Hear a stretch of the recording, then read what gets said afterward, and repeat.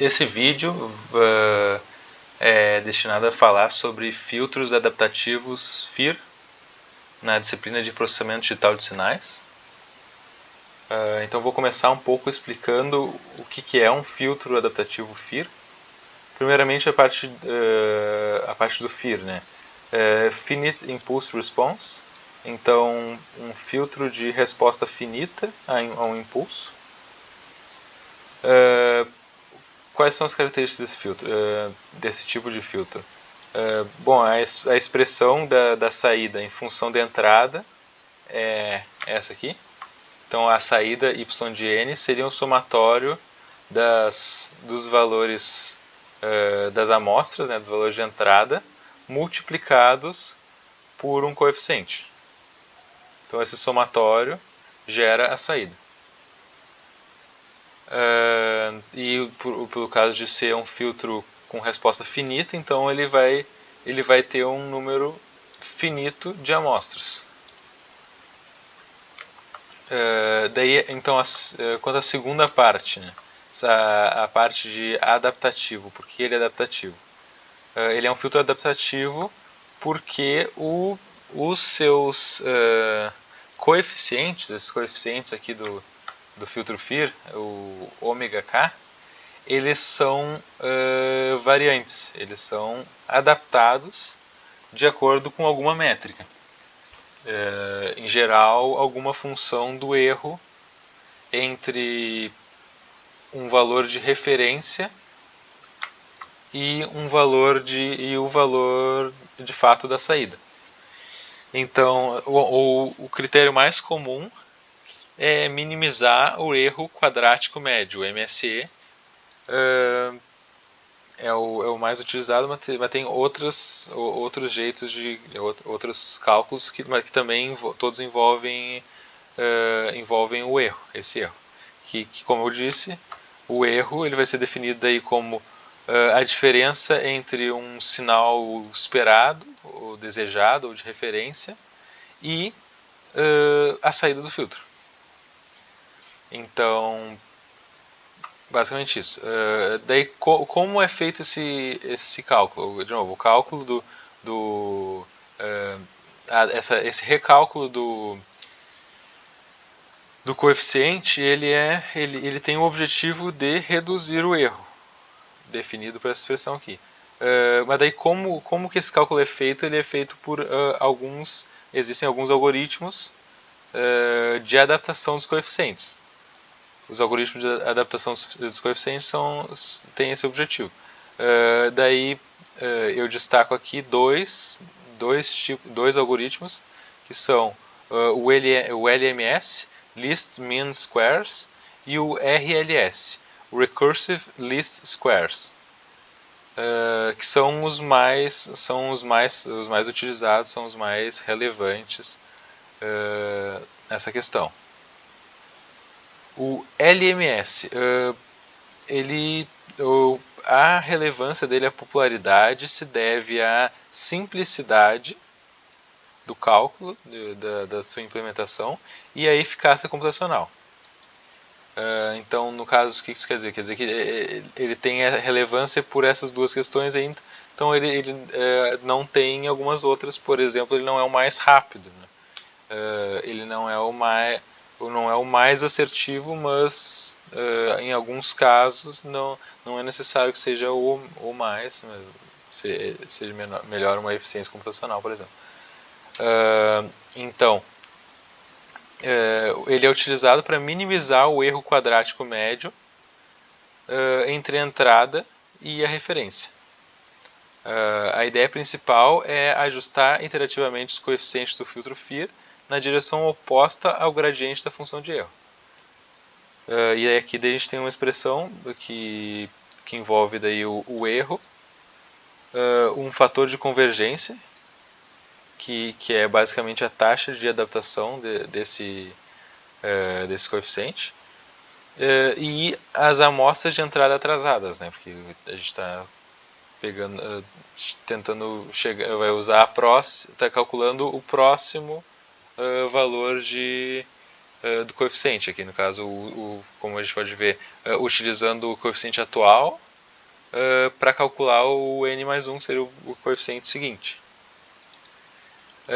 Aí o outro algoritmo, o RLS, ele é um método utilizado em filtros FIR para minimizar também o erro quadrático médio, mas ele mexe com a soma do erro quadrático médio. Ele minimiza a soma dos erros quadráticos passados e atuais, ponderados por um fator de esquecimento que seria o lambda. Então, basicamente, o que se procura é reduzir ao máximo, minimizar ao máximo essa função j de n, que seria uma métrica de erro, basicamente. Aqui está o erro ao quadrado. E então o objetivo é minimizar através do ajuste dos coeficientes ômega. E o fator de esquecimento, o que ele seria? O fator de esquecimento, lambda, ele controla a memória do filtro sobre amostras passadas.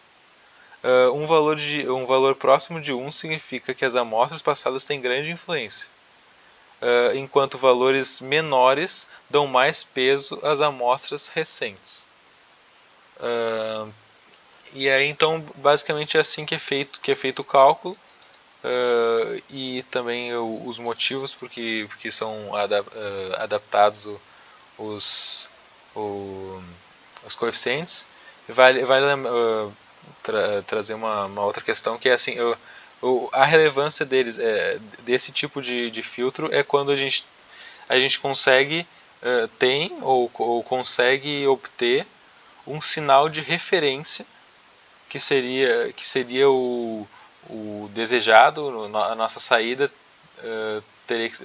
tem que ser idealmente o mais próximo possível desse sinal de referência, mas diferente dos outros filtros que a gente utilizou antes ali, que eram passa-faixas, né? Tinha ou passa baixa ou passa alta, tinha uma determinada faixa de interesse. Nesse caso aqui não tem uma faixa de frequência de interesse determinada. O que a gente tem daí é um sinal de referência, então a gente vai estar sempre filtrando adaptativamente conforme essa referência. Então agora algumas aplicações. Dentro dessas aplicações a gente tem o que? O cancelamento de ruído ativo, que é uma das maiores aplicações, e é uma aplicação que tem crescido bastante, tem se popularizado bastante. Por exemplo, daí até inclusive vai ser o exemplo que a gente vai usar aqui, fones de ouvido de música, esses fones de ouvido que as pessoas usam no dia a dia. Eles cada vez mais têm um cancelamento ativo de ruído, diferente de um cancelamento que não seria ativo, que seria, por exemplo, um fone bem vedado que está cancelando fisicamente aí o que vem de fora. Mas agora um cancelamento ativo, o que ele é? Tu vai ter junto com o fone ali um microfone que capta o ruído ambiente. E reconhecendo o que é o ruído ambiente, o filtro ele vai aprender essas características e gerar um sinal inverso ao sinal do ruído. E daí reproduzir esse sinal junto com o sinal original, que é o sinal que está sendo que de fato se quer que seja reproduzido no fone de ouvido. Mas com esse sinal inverso ao ruído sendo reproduzido junto, o que acontece é que quando ele é reproduzido, ele gera uma interferência destrutiva com o ruído de fato, uma cancelando a outra, e daí idealmente a gente tendo nada de ruído, tendo apenas o sinal que se quer reproduzir. Outra aplicação é para equalização de canais.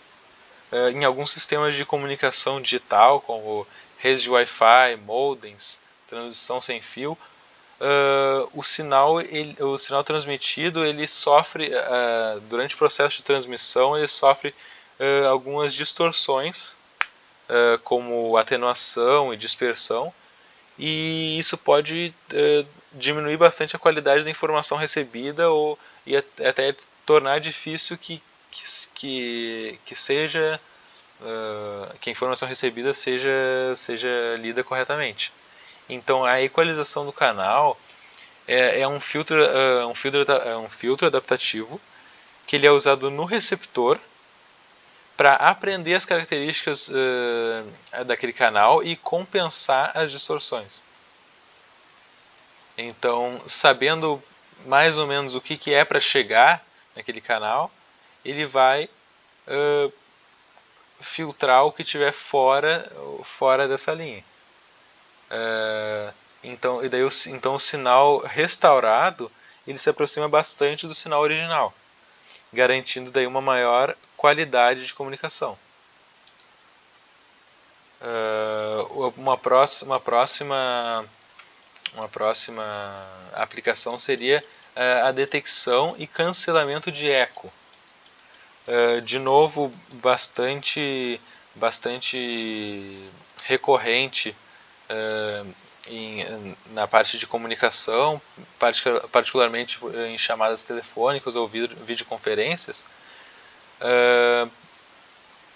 Esse problema acontece. O que é esse problema?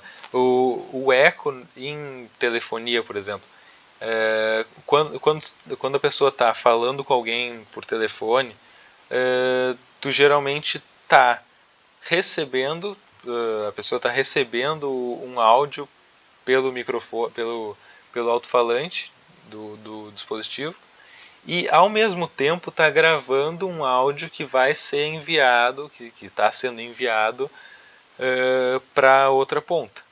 Então, como essas duas etapas estão acontecendo simultaneamente, o áudio está sendo gravado e ele está ao mesmo tempo reproduzindo o áudio que foi recebido, o que acontece é que muitas vezes o microfone dessa pessoa, o microfone desse dispositivo recebe o sinal que saiu ao invés de sair, por exemplo, da boca da pessoa, ele saiu do alto-falante que estava recebendo o áudio.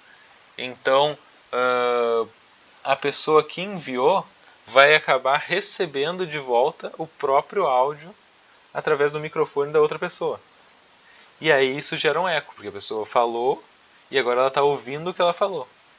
E num pior dos casos em que dos dois lados esteja com esse problema, fecha um looping que o eco, que vai sendo gerado eco de eco. E aí prejudica bastante a comunicação. Então, o que acontece? Para que se resolva esse problema, é usado um filtro adaptativo para detectar e cancelar o eco.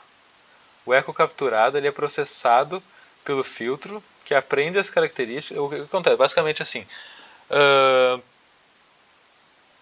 tu tem o sinal que a pessoa recebeu, e tem o sinal que ela recebeu alguns instantes atrás, e tem o sinal que ela está enviando agora. Esse filtro ele basicamente vai fazer o que? Ele vai pegar e comparar os sinais o sinal que ela recém recebeu com o que ela está querendo enviar. Caso eles sejam muito próximos, ou as partes que sejam muito próximas do sinal que ela recebeu e que ela está enviando, essas partes são canceladas, que daí são consideradas eco. Temos mais duas aplicações bem relevantes. Na análise biomédica, que em biomedicina existem muitas aplicações de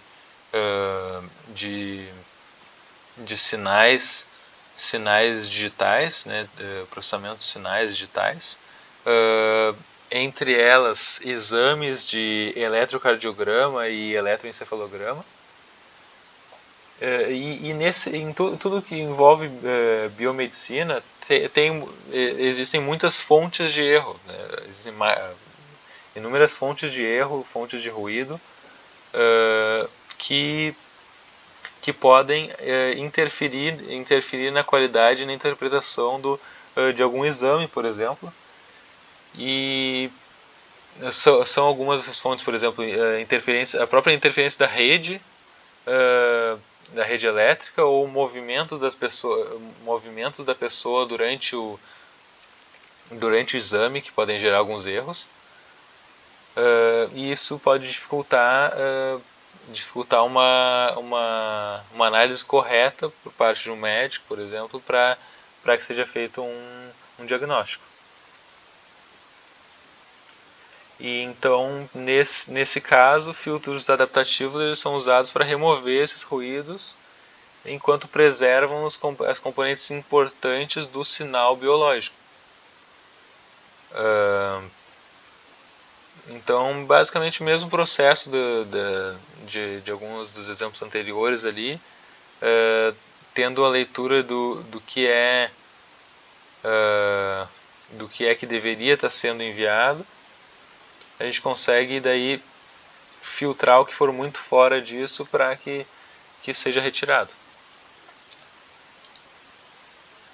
E uma última aplicação é a predição de sinais, que é uma técnica utilizada aqui para antecipar eventos ou valores futuros com base em padrões históricos. Então a gente quer chegar num valor que não aconteceu ainda, com base em outros que já aconteceram. E uma das grandes aplicações disso é, por exemplo, em análises do mercado financeiro, onde sistemas automatizados usam predições para identificar tendências e auxiliar na tomada de decisões.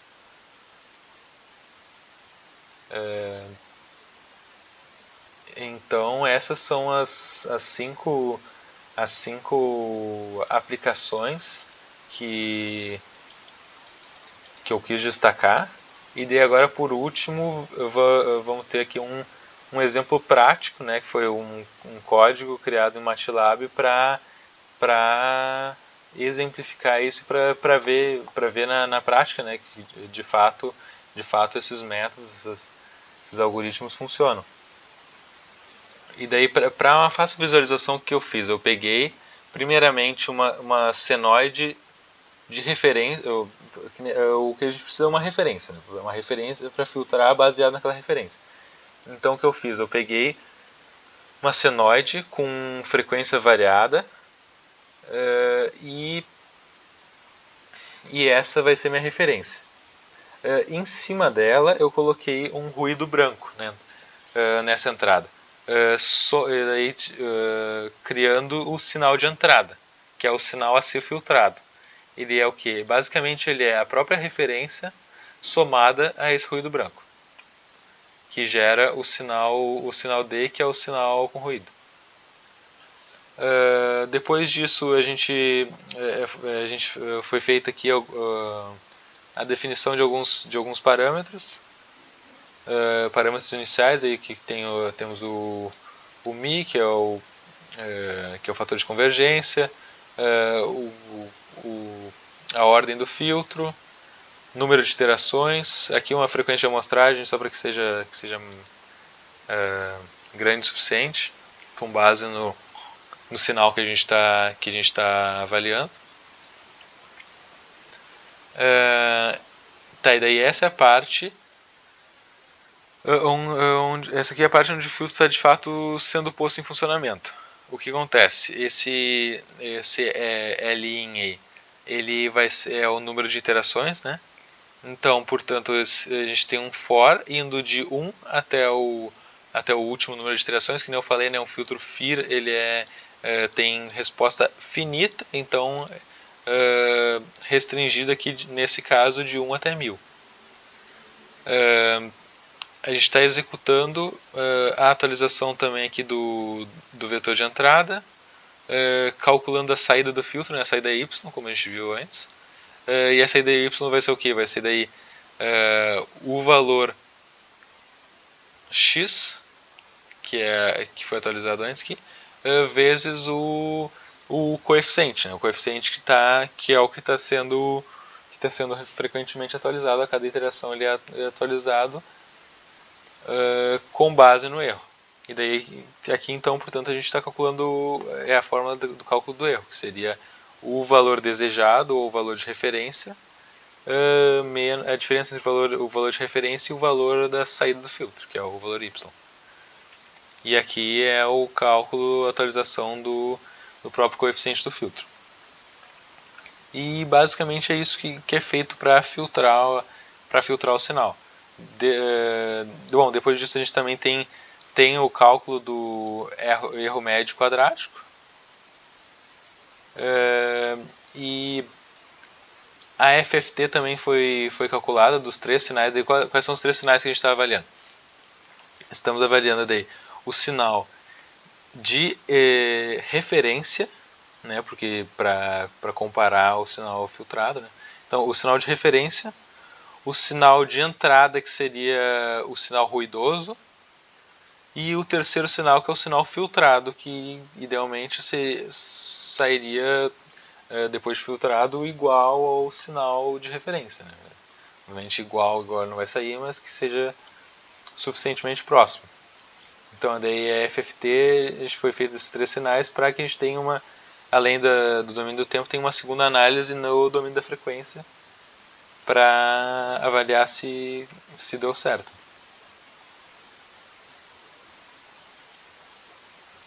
Então aqui, ó, primeiramente, bom, esse aqui esse aqui é o código que foi utilizado aqui. Então rodar ele aqui que dá para ver melhor. Primeiramente, no domínio do tempo, a gente percebe aqui que aqui só está numa escala diferente, mas botando aqui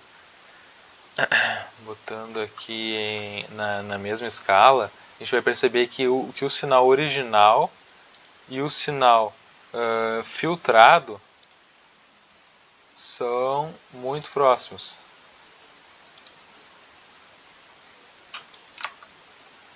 Bom, aqui não está abrindo, enfim.